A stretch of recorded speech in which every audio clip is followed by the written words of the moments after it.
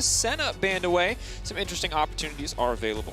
Yeah, so Senna has been such a high priority for Jackie Love. Now, it's a high priority in the sense that Ashe has also been banned out in majority of the games against him. And you saw that the last time it was left open, he grabbed it and he had an incredible performance on the champion. So this is what I expect. You priority pick the jungle because Graves is going to be very important, and then you yourself grab the Ashe to deny it. I don't know so much about grabbing the Lilia here. I actually would have preferred if Solo grabbed hold of the Ornn right now, just because I think if you have a Graves can struggle to kill Ornn a lot, and I think Ornn is just a powerful champion for teams that are struggling a little bit in terms of, you know, executing on bringing their top laner down, forcing fights, but maybe they knew that Caitlyn was going to come in, and so now they're looking for more dive potential rather than an Ornn, so something like a Camille.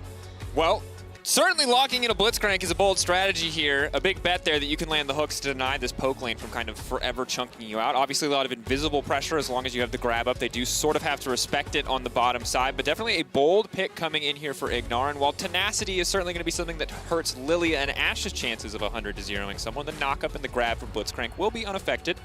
And one of my concerns with having Lilia and Ashe on the same team is just the value that you now get out of running Cleanse on your mid laner or Cleanse on your bot lane. True. You kind of get like the 2-for-1 special, and I'm sure that we'll see it now that both these champions are in with the Sleep and the Ashe arrow. We talked about, you know, playing some comfort picks. Blitzcrank, obviously a big comfort pick for Ignar, and I do like the fact that they are just trying to brute force break this lane. We saw Tactical and Core JJ running this one early in play-ins. The Caitlyn Lux lane has a ton of kill pressure. Obviously, you guys can figure out how this one works. Lux hits a binding, you then hit a trap, you then hit a Q, you then hit an E, and you just get burst. It's weird. There's a theme to every synergistic Caitlyn lane, and it seems to be Caitlyn traps.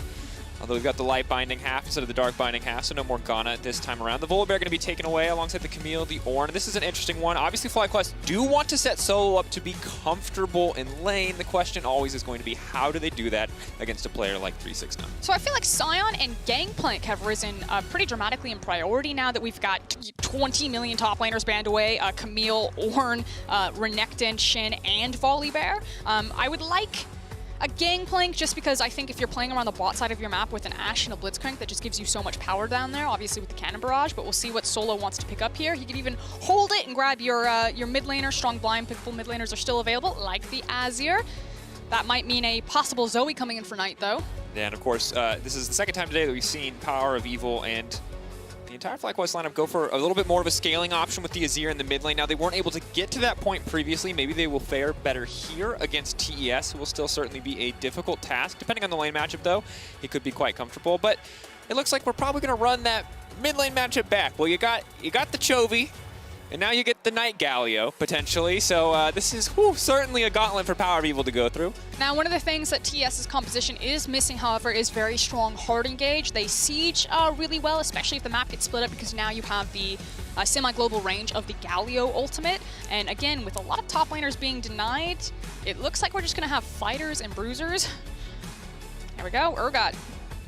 Absolutely. So Urgot going to be locked in. This is a champion that I think we've seen banned already. We haven't really seen used to the full potential. Obviously saw it in play-ins with that unfortunate TP, probably the most iconic moment that people will remember from it so far this tournament, sad to say. That wasn't Urgot's fault. Was not Urgot's fault. Simple misclick, blame the player, not the champion. But we'll see what the final answer is here from Solo. Gnar, of course, a very interesting champion, all things considered, for a top laner. He gives you a little bit of everything and reliably gives you very little, sadly. But when he does pop off, when he does find his moments, he is ludicrously strong in team fights, ludicrously strong on side lane as well if you can get any kind of lead.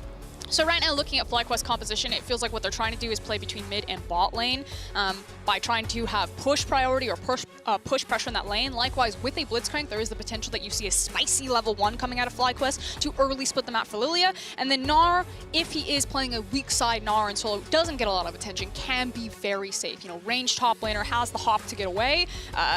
Extended Urgot trades, I don't know about that one. That one always feels bad. But my assumption will be that this is about playing through the pushing power of the champions that FlyQuest have selected in mid and bot lane and creating space for Santorin to try to create leads on Lilia. Whereas on the other side for TES, they have a lot of skirmish potential and a lot of potential for follow-up on this Graves. All right, well, we're coming in a little bit late, folks. Normally I don't mind, you know, a little 40-second action, but we missed a little bit of context on the bottom side. It would appear that a ward was placed and spotted out. Now TES are moving into the top side. They have less members. FlyQuest looking to respond. And of course, if you've been following Worlds so far, you know how crucial, how important level 1s can be. So a single piece of vision, spotting out and denying a hook coming in from Ignar is a big deal.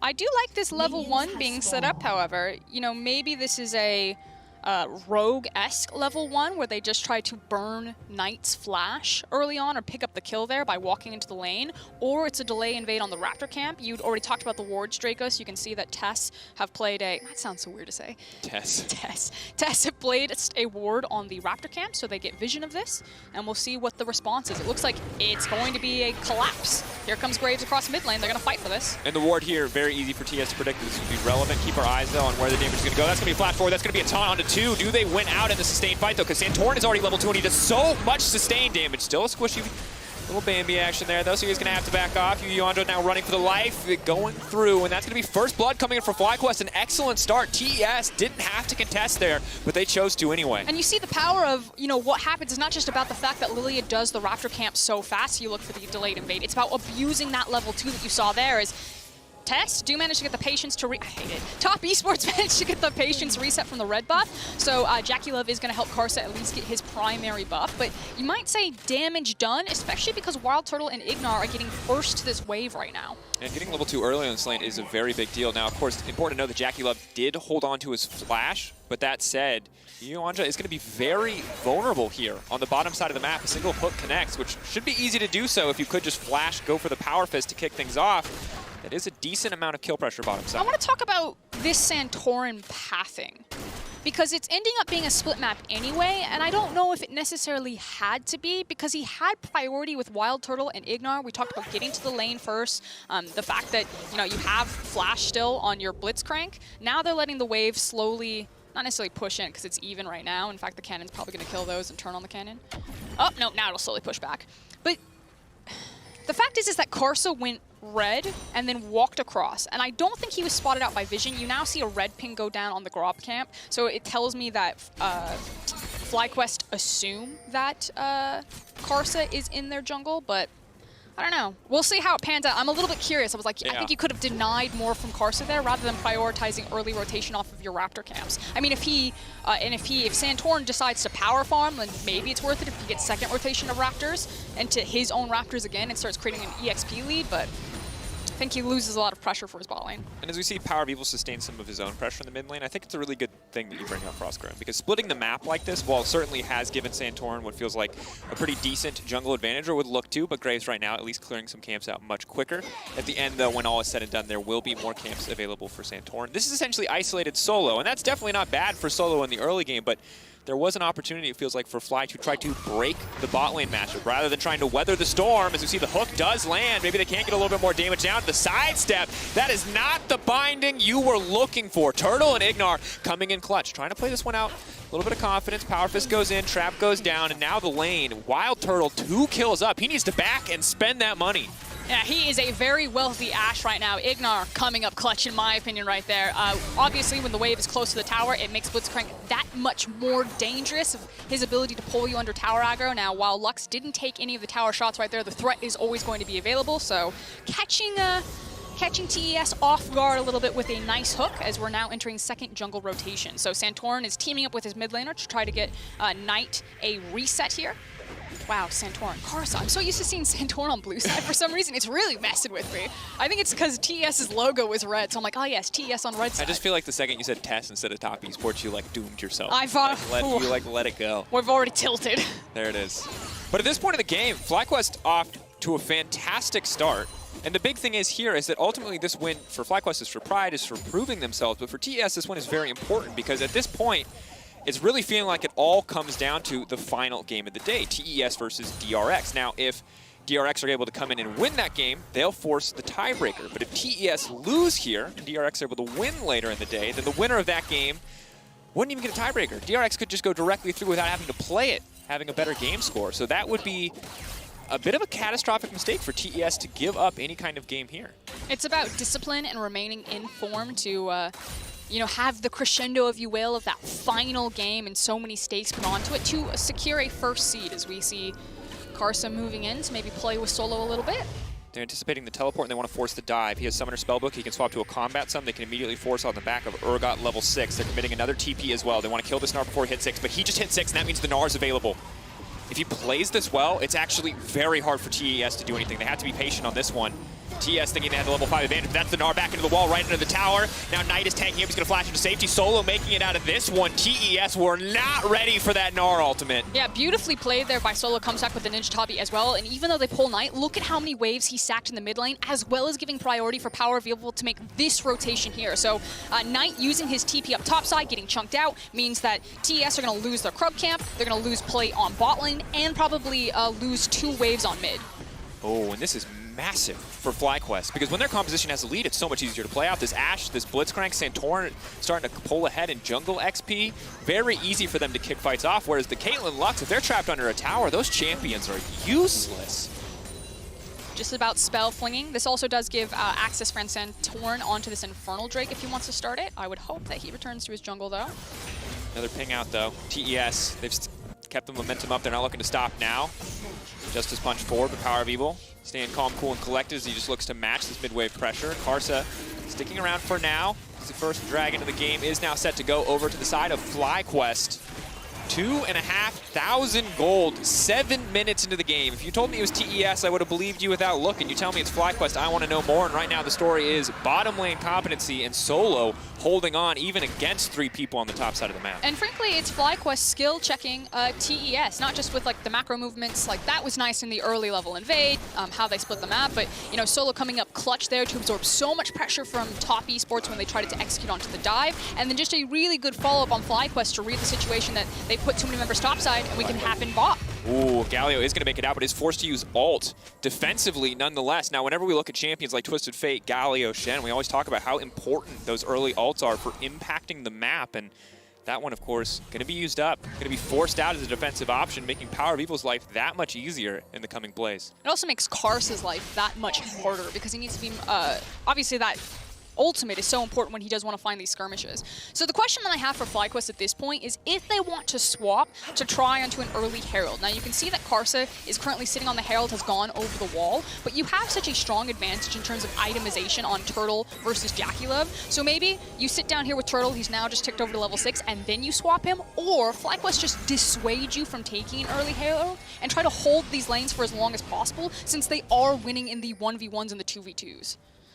Yeah, things overall going quite well. Obviously, tabbing on the top side just to mitigate some of Urgot's potential damage. Additionally, just movement speed to dip, duck, and dodge your way around the shotgun legs there is certainly going to help out. But KaiSser canceling his own back here as he now wants to return to the top side. This is a bit of a long con play. It's going to be a lot of wasted time if this does not go in the favor of top Esports. But that's going to be the whiff, and definitely not the one that they were looking for. Now, Boomerang isn't going to be back up for Solo. He's not able to pick it. Throws out the 10 icon, says try again, but the Urgot out. That's going to be it. Pull him back in. Oh, God, it's still just as gruesome, even if it's the Pajama Guardian. Oh, well, Solo... Oh, excuse me, 369 did get the last laugh ultimately. Solo with the little camper, like, come on, guys. Give me your best shot. And even though 369 whiffs the flash, he nails the ultimate. Now, with that information, again, FlyQuest, we'll see what they set up on the bot side of the map. And it looks like very well recognized by JackeyLove to say, no. Oh. This is the only play that they have available to them, so we're just going to go ahead, not reveal ourselves, and walk back into it. Santorin says, okay. Back to hard farming, still creating a massive CS lead. Look at Gnar, Lilia, massive for Power of Evil, as well as in Wild Turtle. Across every single lane, FlyQuest are winning in the CS numbers. Absolutely good. I think you can't help but have this feeling in the back of your mind, though, seeing the way that TES have played this entire tournament so far, that something could go wrong at any moment, that all it takes is a single play from TES to turn it on its head. But for now, FlyQuest in complete control, and they're looking to find the pick here on tonight. The taunt coming in, but he's just going to get shuffled right back. Easy use of the Emperor's Divide coming in from Power of Evil. Very nicely done and very patient now, as here comes 369. 369 walking forward. It's going to be a slow fight. Sandstorm dodging around the side of the pit. If NECC does manage to connect, and it does, he's going to be in trouble. Very squishy still on the Lilia this early in the game. So KaiSser's going to grab that one, and it looks like Herald will go over to TES as well. But in the meantime, Wild Turtle looking to break down this bot lane tier 1 tower. At least getting something for FlyQuest on the map right there. Patient from both teams. It was the fact that TES showed up with more members at the end of the day because Turtle did remain into that bot lane picking up those plates.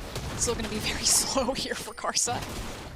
Break that one down as the eye goes through, but of course it looks like Doesn't want to use the smite quite on that one until he's absolutely forced to. Turtle will break the first tower of the game. 610 additional gold going in his pocket. And note the build as well. Essence Reaver first for this Ashe going to be coming out. So a lot of arrows, a lot of engage opportunities for the side of FlyQuest. And we'll keep tabs on Wild Turtle if he goes for like the full raw damage build, the Essence Reaver into the Infinity Edge, or if he pivots for more of an attack speed post Essence Reaver, as it's now been completed. I love an Essence Reaver Eye Edge build. I think it also helps when you're trying to kind of beat out Caitlyn's power curve. Obviously, she does have that lull point because there's no steroids built into her kit, and she relies on attack speed. Yeah, and of course, the additional thing about Ashe is that if you're able to just land an arrow onto the Caitlyn, normally the difficulty is getting in touching distance of Caitlyn, but once you're close enough to Caitlyn, the slows keep her close. She has to burn everything to get away from you, so it does certainly help make the job easier. Whereas Blade of the Rune King, as nice as it is, it can be a little bit more difficult to find those 1v1s. I think it's nice too, because obviously with the Bork, it would help you burn down the likes of the Galio and the Urgot, but when you have an Azir, you don't necessarily have to be that responsible for killing the tanks, because you can let Azir do a lot of that work for you, as well as Solo up here on the Gnar. Solo going to take a decent chunk of damage, but of course already has some Ninja Tabby, so a little auto attack from Harass from Jackie Love isn't going to hurt him too badly. Solo doing a very good job of holding on at this point in the game, but the question for me is, where does 369 go? He's got the Summoner Spellbook, and right now it's Ghost Ignite! And there's certainly a lot of kill pressure from base numbers alone coming in from this Urgot, especially when you add a Black Cleaver to the mix, whereas Solo hasn't had an opportunity to back yet, so still hurting for a major item completion.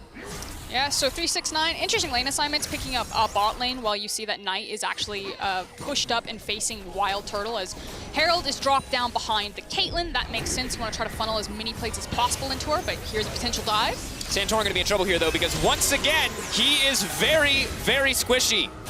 And that is going to be Venison for the side of TES. Easy finish out on that one, and Solo might just be another name on tonight's dinner menu, as he's going to get poked out as well. KaiSser with the blast to the face, and it's already starting to look a little bit rougher for FlyQuest. Ah, it's Venison and Squirrel. It's very different palettes here. Oh, that's tough. And for FlyQuest, you can see what they wanted to do. They wanted to punish Knight. They wanted to make sure that this Galio did not get to play League of Legends. The good news is they have enough of a lead overall that they can still get a Constellation Drake on the back of that one. But it does mean giving up some of the gold advantage that they worked so hard to build up earlier on. Yeah, but now they've got 2 dragons. The next one will be in about 18 minutes.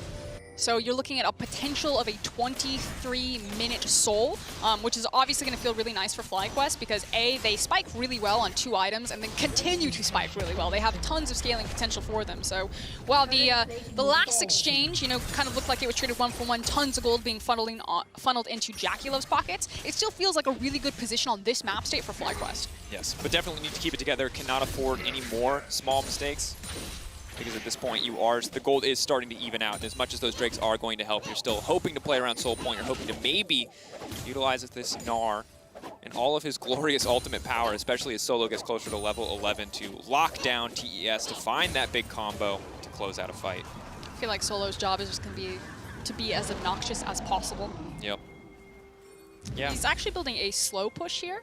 The minions will focus fire. See if they remain focus fired. Yep, so it will slowly push away from him and build up. And as the second wave crashes, it'll be a little bit more rapid, and we'll see what Knight does. Of course, has both the ultimate and the teleport available, so can't be anywhere that he needs to. Meanwhile, in the mid lane, waiting for FlyQuest to find another opportunity to make plays. I like what we're seeing on the mini-map, not so much on your screen, but on the mini-map you are seeing Ignar and Wild Turtle push in and lay down a little bit of deep vision. Of course, when you have a Blitzcrank on your team, breaking mid lane tier 1 tower is hugely important because it sets you up for some nasty picks just like this. Sidestep there, though.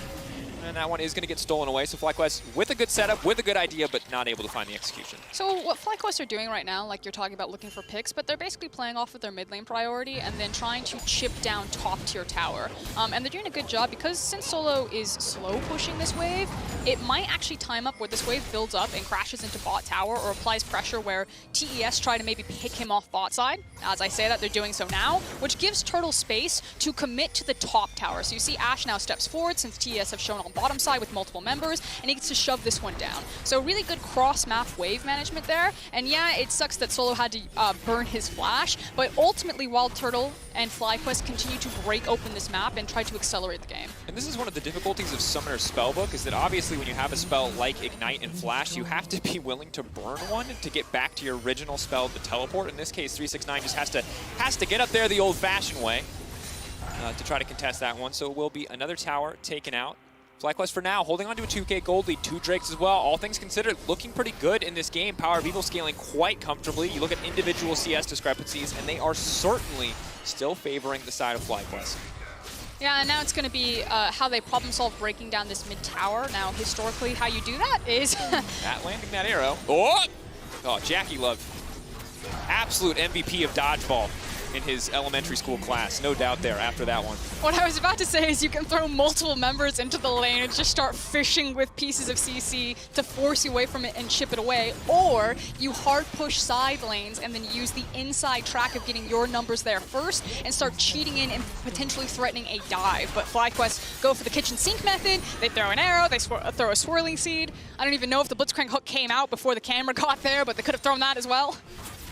And at the end of the day, you get what you came for. Would have been nice to get Jackie Love as well, but happy to grab the tower in this instance. And of course, the arrow cooldown still relatively low. Will get lower as level 11 comes through. TES looking to make it a trade, though. Have opted to start up this Herald. Of course, second Herald never feels as good because you're not getting tower plates off of it, but a single one fight in a Herald like that can lead to 2 or 3 broken towers if you're in the optimum position. And that's the question. Do you use it before the dragon fight or after the dragon fight? Because what the second Herald's going to give you is map control and map pressure. And if you use it before the dragon fight, it's obviously then trying to get priority or tempo elsewhere, where you're either trading the dragon for multiple towers or you're forcing FlyQuest to respond to it so you yourself can stop the dragon stack, which is what I think they'll do.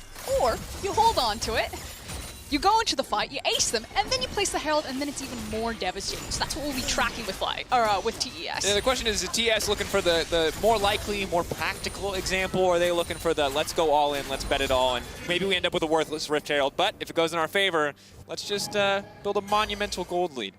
Checking in on itemization as we're setting up for this 26th third dragon here. Reminder that it's a potential 23-minute soul for FlyQuest if they pick this one up. We have Reverie that's completed for Ignar, so watch how that is used to gap close and try to get back onto Jackie Love. Right now, TES fighting into enemy territory. They have so many control wards just to make sure that they can get in the area, but it is eyes on Ignar. He's holding, though. He's waiting. Has to be patient here. He hooks KaiSser. It's a good look. He hooks 369. This fight could be over in an instant. Got very tanky. Power of Evil, of course, as well as Santorn are going to do good damage to him, but not going to burst him enough to take him out of the fight. Look at the mid wave. Oh, going over the wall. He's going to get locked up. It looks like they might just have enough damage. Now 369 trying to sidestep, trying to make it out of this one, but they're not able to take him out quite yet. They've burned literally everything on the Urgot, but it looks like it was the right choice. Now they're going to have to concede a tower here from the side of FlyQuest, but in the meantime, they should be able to take down this third Drake uncontested. A good pick from FlyQuest. Really nicely done from FlyQuest. Again, a lot of patience, especially around Santorn and Ignar. Woo! Santorn securing the dragon right there. Ultimately, it was Ignar's hook, but Santorn also had really good position with the Lilia over the side, trying to fish again for swirling seeds. And also the fact that they just patiently sat and they looked at the dragon, they looked at the mid wave, and they said, the longer that TES sit here, the better it is for us because they're losing waves to mid lane tower. So us just standing still because of our wave state is actually advantageous for us, as well as now putting them up for soul point. Very good situation to be in overall. And when we look at this composition from the side of FlyQuest, they're in a position where now that they've built a lead, as long as they don't walk blind into Fog of War, it's a pretty good composition to play out. You've got pick potential with the Ashe and the Lilia, both of which also bring some pretty solid team fight power. Pick potential for the Blitzcrank, which when you're behind feels useless, but when you're ahead like this, you are even able to blow up the tankier members like 369. And for the side of TES, you can see that they don't really get to start fights on their terms. They kind of have to wait for FlyQuest to start it for them. Solo finds with the boomerang that someone is in that brush. Ignar says, why not? And goes ahead and pulls Urgot to his death now. 2-for-1 special. Look, I said that they might not be able to kill 369. They obviously wanted to prove me wrong. That's 2 in a row. FlyQuest finding the picks that they need to. Now it's 1955. Baron will spawn in about 2 seconds now. They could just go for the coin flip here, and they are certainly favored if they do so. But they're not going to risk it. Instead, focusing on pushing out here. And Lilia still has the sleep up and available, so if they can catch out KaiSser, they could look to find an uncontested Baron. And now, I personally have gone for the Baron, but I understand FlyQuest's reasoning right now. Like you said, they already have a lead. They already have a win condition in that Soul, an Ocean Soul to cap it all off. So might as well just take the free reset. We'll see what happens, though, while TES have first move onto the map. You can see they already walk into topside river. They've now placed defensive vision around the Baron, so it does get a little bit harder. At this point, FlyQuest are going to be using those pick tools that you talked about, Dracos, you know, throwing arrows. They should have priority over contesting mid-wave because they do have things like an Asho and a Blitzcrank just sprinting at you. And JackeyLove, even though he has Flash, needs to be much more careful. He can't be as far down the lane as Wild Turtle and Ignar will feel free to be. So that means he's going to have to wait till the wave gets shoved into him before he can test it, meaning that FlyQuest should have first movement in both sides of River for the rest of this game. Which is extremely powerful, especially because we're now coming up onto the point where TES might be put in a tough decision. Now, of course, FlyQuest can find a pick and take an objective cleanly, not risk any kind of 50-50, just want to fight straight out. But even if they go for it, they put themselves in a 50-50 situation, there's always a chance that they can just force TES to choose. Do you contest the Dragon? Do you contest the Baron? And while TES are certainly an accomplished team, they're going to need JackeyLove to bring in that clutch, in-the-moment shot calling to make the right decision, because if they don't, we've seen so many teams fall apart in this decision-making process. The issue is that FlyQuest have put top esports on a timer. You know, the Soul is going to come out, and JackeyLove went for a very expensive build. You are now in the Power Trough for Caitlyn. This is the traditional build outside of the Storm Razors, so going for that Infinity Edge. So they need to funnel in way more gold for JackeyLove before TES actually have a strong enough composition, I think, to actually 5v5 FlyQuest. Yeah, and the good news now is that 369 is back to the TP. He cycled through enough spells. Had clarity there for a moment. Long time since I've seen that one. But now we'll have the TP to join the fight. Knight's TP is not too far off. 1 minute and 40, of course, until that Ocean Drake spawns. And for now, we're chilling. We're taking a break. Everybody knows round 3, round 4 about to start in a few minutes. So grab your popcorn, grab your drinks. This is the time. For now, it's about farming. It's about laying down vision. It's about using your pressure to set you up for success in the long run. Or if you're Ignar, it's about hiding in the darkness with your big robot fist, looking for an opportunity to grab that Caitlyn. I don't know who's hunting who, though. JackeyLove set down the ward and just immediately stepped forward, and Ignar's like, ooh, okay. It's the bluff. She lays down the ward, you're like, do it. Then she autos you, she's like, I'm kidding, there's no one else here, leave me alone. Please, officer, please. Oh. Dragon going to be spawning in 1 minute. Like you said, we're just going to be in a lull state, farming till then. This is kind of the make or break or do and die situation for TES. My personal opinion is that this is FlyQuest's game to lose from this point. Yeah, absolutely. I mean, certainly with a 3K gold advantage and 3 Drakes up, they are in control. They get to dictate the pace of the game. It's really TES who has to respond to them. And while TES have certainly fought back to a certain degree, finding the 4 kills that they have, it has not been enough to put them in control. And now all it really takes from FlyQuest is a single arrow, a single hook at the right time or in the right place to grab this Ocean Soul and set themselves up really just to end the game, as now the TP is coming in. Yeah, and TES recognize kind of the stakes here of this fight. You know, pulling 369 in, they're sitting in the river. FlyQuest very smartly like, okay, you can sit in there. We're going to shove the wave, so we're going to make you choose. You're going to lose something here. Play this one slow, though. Have to still be careful. JackeyLove doing a good amount of poke damage to kick the fight off to Power of Evil. Look at Knight, trying to set up for a flank. If he can get a massive CC taunt, that obviously would be ideal for top esports fans. But FlyQuest, again, just need to play this one slow, pick their target perfectly, because, again, they shoved in that mid-wave. They're denying TES farm on the tower. Okay. Knight still on the flank. TES are going to wait out solo on his Meganar form, and then they're probably going to step back in and try to contest here. So the Fury Bar is going to be really important management for this fight. Yeah, and of course, I believe 15-second cooldown until you can get rage again. So they have this window of about 30 seconds, let's say, give or take, where they know that the Gnarl will not come to bear. The question is, can they win the fight anyway? They poked JackeyLove, they maybe just kicked it off, but that's Knight on the backside looking for the taunt. Wild Turtle now locked out, but who's going to get it in the end? It looks like the Ocean Soul has been secured by KaiSser. FlyQuest now running for the hills, but they'll find 2 kills off the back of that. TES may have saved themselves from an Ocean Soul, but it still looks like they're going to lose the fight. The scoop back in! Wild Turtle says, give me another! And that's looking like a triple as it comes through in the end. Clean fight from Fly. And that should be the Baron. FlyQuest is going to feel so confident to walk across the mid lane, to pick up the Baron. Yeah, they didn't get the Ocean Soul, but they got more than what they came here for, and they'll be able to set up for that again and again because their composition still scales so wonderfully. And that's the thing. As good as it was for the side of TES to secure the Ocean Drake, it does to a certain degree right now feel like they're delaying the inevitable, because now it's a 5K gold lead. That's going to grow again when this Baron drops and all that extra money goes into FlyQuest's pocket.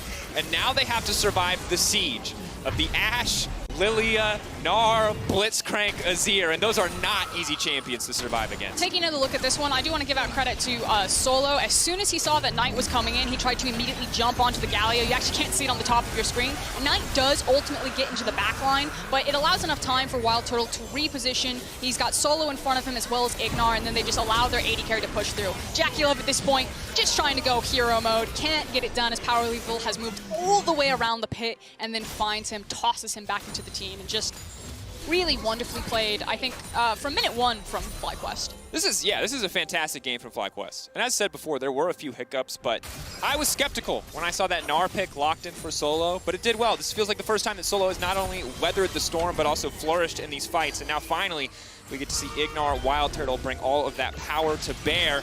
For 369, he is slowly going to get chipped away here. They have to be careful, though. They're using the sleep a little bit early, knowing that they can't fully commit to the Urgot quite yet without anyone else there to do damage. But that's big damage coming in from JackeyLove. Luxalt to follow. Will get sidestepped.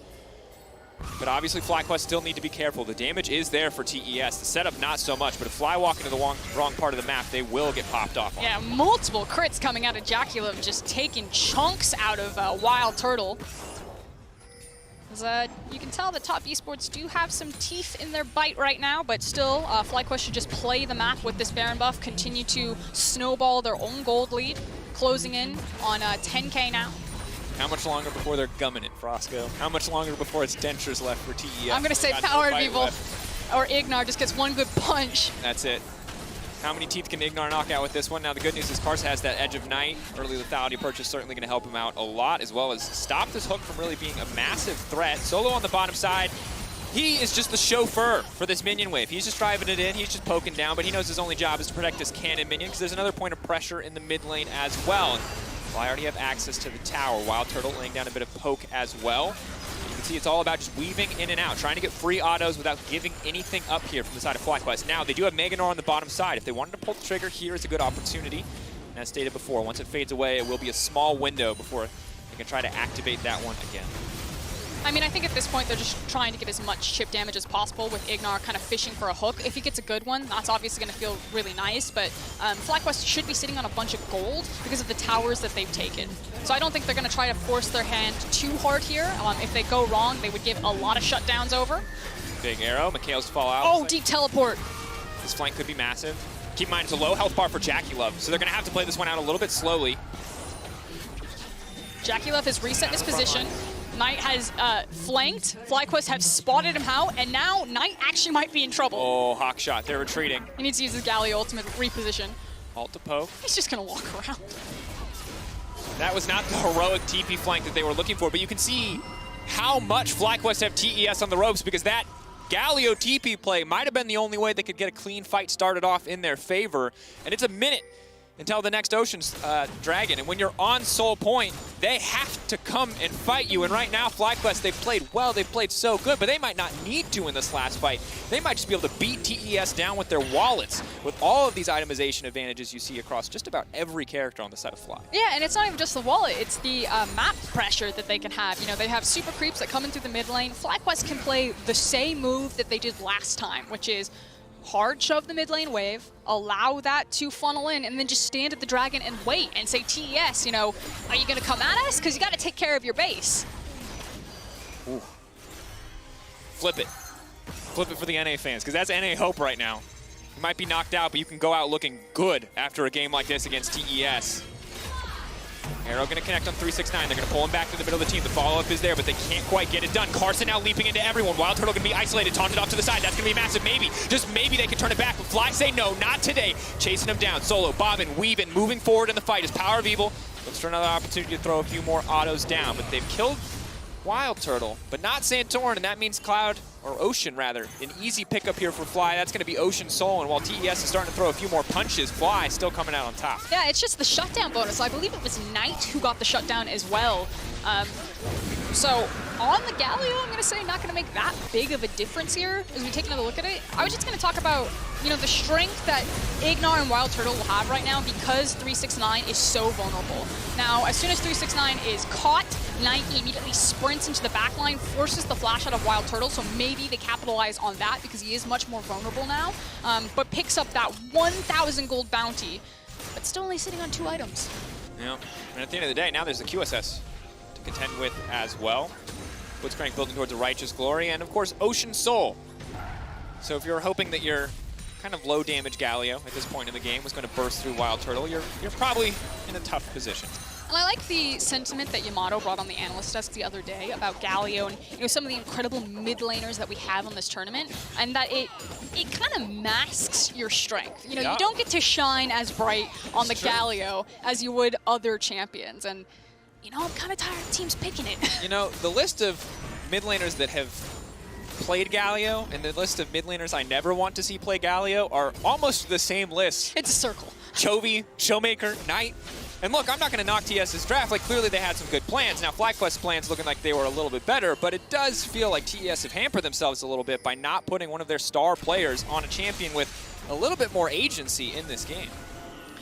But right now, FlyQuest looking for perhaps the kill shot, as they have Ocean Soul, they have Scuttle Crab, and they are now on the Baron. This should be the FlyQuest victory lap. 7K up. Absolute control. They're going to grab another Baron. Luxhall. A sad attempt at a steal there, but we might as well try it. The cooldown's going to be low enough at this point in the game. Now it's 3 items for JackeyLove, so maybe, just maybe, TES, 3.5 rather, can try and find a fight, but pushing in on the top side is FlyQuest, and with 5 members strong, they look all but unstoppable here in this game versus TES. So what you're looking for is, again, Ignar is going to be fishing for a lot of these hooks, whereas where's the desperation going to come out of TES? Are they going to decide to sack 2 inhibitors before they mount their final stand? The rage bar is full, so engaging now would be quite dangerous. Still a good little bit of poke. Obviously, the frustration of sieging against the Caitlyn is you can do what you can to protect that. But oh, there goes KaiSser. We were waiting, and they found it. That's 1 hook, and that might be all it takes. Clearing out the waves, though. TES are still holding on. Not afraid because they lost a single member. Bot lane inhibitor is exposed. Solo can start to zoom down there as the next wave will crash in the top lane. Ignar with a Hex Flash over the bush, but it's 3-6-9 in the middle of the entire team. He goes golden, and now Knight's in the midst of the backline. Santana pulled in and snared by the trap. It's clean play, but it's not nearly enough because it's Solo on the backside. Solo looking for redemption, and TES getting torn to pieces. FlyQuest, where were you in week 1? You might have showed up, and it certainly looked good. Here it is, FlyQuest taking down TES. What a sight to behold. And what they couldn't do against DRX, they do manage to do against TES. So North America sends its regards. And that's what we talk about. Anytime teams are out, they can always play spoiler. They can always make someone else's lives harder. And this is what I sincerely hope. I hope NA fans can look at that and be proud of that performance, because to me, that was some clean League of Legends. That was some fantastic individual performances coming out across all of FlyQuest. It's kind of one of those bittersweet moments, It's like... Are you mad that you didn't see this every game, or are you happy that you did at least get to see it? At the end of the day, though, FlyQuest, like you said, taking their victory lap. They should feel very good after that initial game. And TES really need to go back to the drawing board. The pressure is now on to show up to secure that first seed. Definitely a more difficult path now. Last game feels like a do or die, and for TES, assuming all things go as according to plan, which they will in our final game. They're no longer going to get that, let's say, best of 3 experience because they lost a game here. It will just be the best of 2, winner take all in that final game. But of course, let's check out FlyQuest Mercedes' drive to victory, the fight around the 4th Ocean Drake. There was a lot of victory for FlyQuest before this, let's be honest, but this certainly felt like the knockout blow. This was the around town from Power of Evil, walking around the back of the pit and also managing to get massive chunk off of KaiSser. So between a rock and a hard place for KaiSser as he walks to the back of the pit and just gets slammed. And then it's Solo, Ignar, and Wild Turtle to clean out the rest of the fight. Just a beautiful pincer maneuver from FlyQuest and their team fighting. Yeah, very well played overall. And again, we see another Caitlyn Lux lane fall.